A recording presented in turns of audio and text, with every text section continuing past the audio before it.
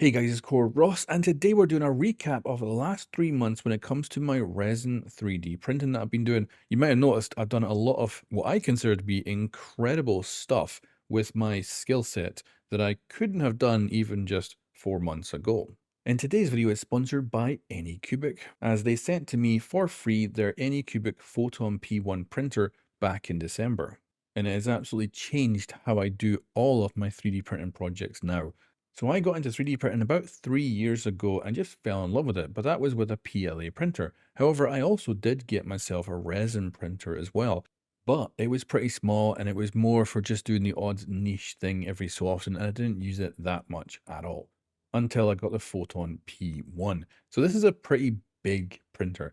Now, saying that, they have also released the Max version of this, which I now have as well, but I'm going to say the sweet spot is the P1, not the Max, and that might be a bit controversial. The Max is of course huge, but the P1 is just this really sweet spot where I can do all my projects in it, and they come out looking incredible, and I can usually do these amazing projects you're seeing on screen now with one build plate, which is just sensational because resin is quite a messy process, and this printer so far has had 0 fails. So I've been able to print a load of stuff with no issue. And that's just out of the box with no calibration, no doing anything on my side, just simply using the software, sending it over Wi-Fi to the printer, and getting pretty much perfect prints every single time. I probably put it down to the industrial ball screw that this printer has, makes everything very smooth. It also means you don't have to do any calibration. There's very little maintenance to be done on this printer as well, and there's a lot less that can go wrong. And I've not just been printing projects, so I've actually been testing resins in it as well, because it's great that it's big. That makes doing projects really good. But obviously, you also need quality and you need to be able to print with other brands. I think it's important that you don't have to just work with ANYCUBIC's. I've been enjoying ANYCUBIC's resins, but I've also been printing out a whole bunch of test pieces with other resins as well. So, for instance, I've got this Eiffel Tower, which is a great detail, lots of fine detail. And I've been printing out in some of the ANYCUBIC resins, but I've also been getting other brands and testing out their resins as well. And the overall quality on all this stuff is just through the roof. And not only that, I actually had my dad contact me and say, could you print something for me? Because he is into trains and he wanted a specific rail car that you just cannot buy anywhere. So he was like, can you actually print this 3D file? And I went ahead and it was like, yeah, I could actually do that. So went ahead and printed that off for him. And as a result, he's got a print that would equal the quality you would get in a model kit, and that was just a 2-hour print to put that out. So like that's really cool that you can do something like that so easily. And let's talk again about the fact that I've had no fails with this printer. So when I did get into resin printing, it was difficult because your resin has to be a good temperature, otherwise you might get fails.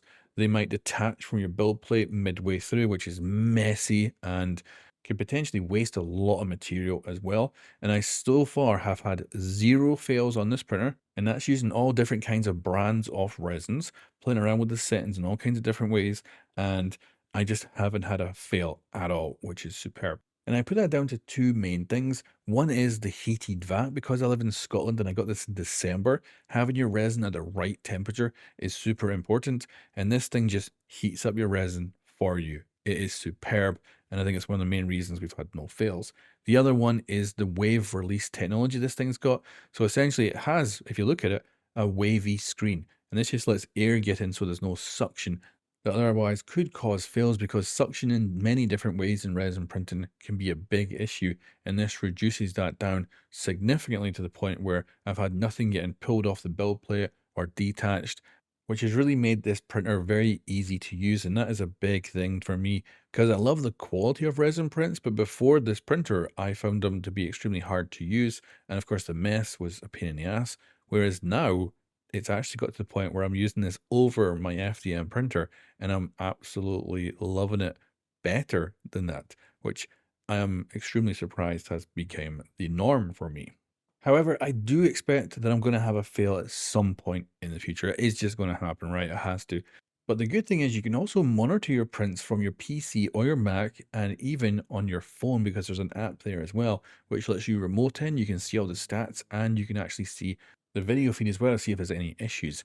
And you can also ask the printer itself to monitor for fails too. So this means it will just stop if it detects it's failing itself, which is a good way of saving material because resin's getting cheaper, but it's not the cheapest thing in the world either. So to waste less of it is always better.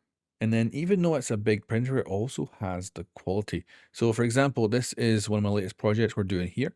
And you can see this piece specifically, if we zoom right in, the detail on this is incredible. Now this model was made to be printed on an FDM printer. So it's not the best quality. You can literally see the polygons in it.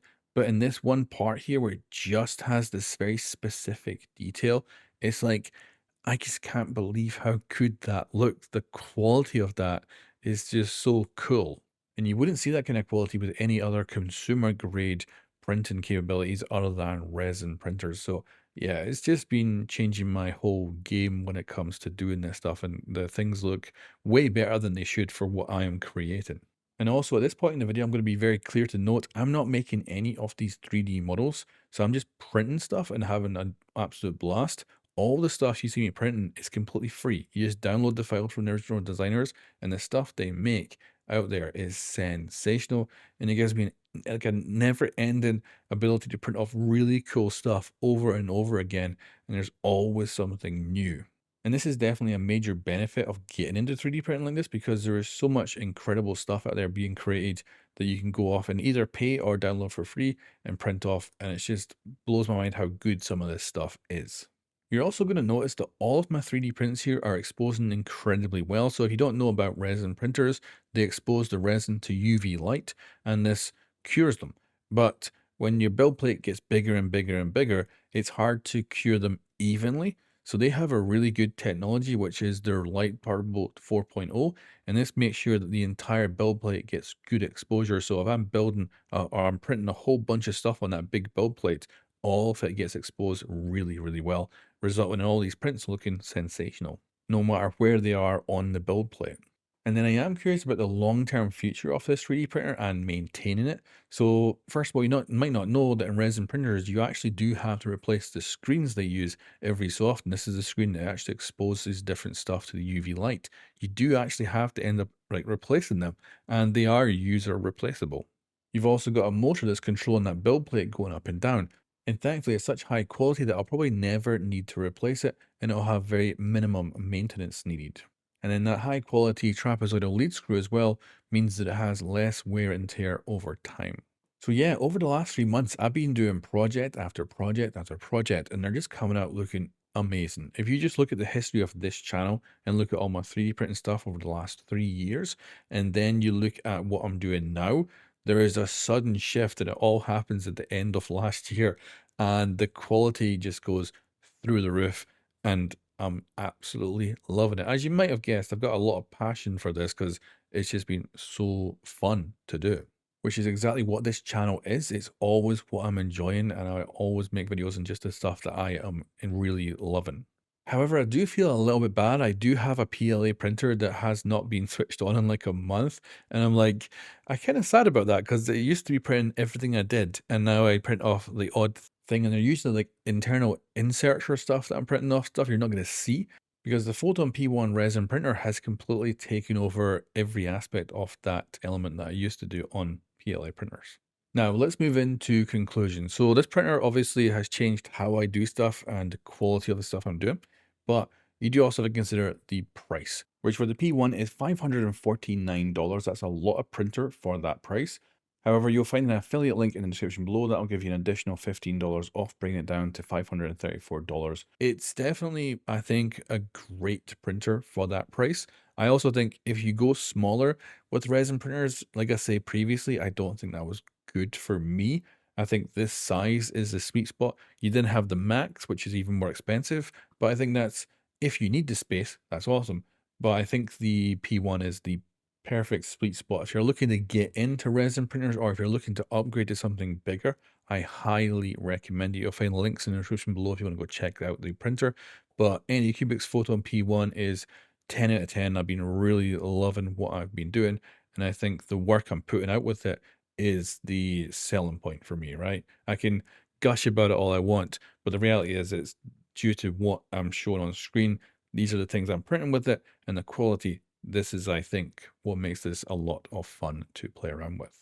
But again, remember, this is a sponsored video. Go off and watch other creators and see what you think about this printer from different points of view, and you can make your own decision from there.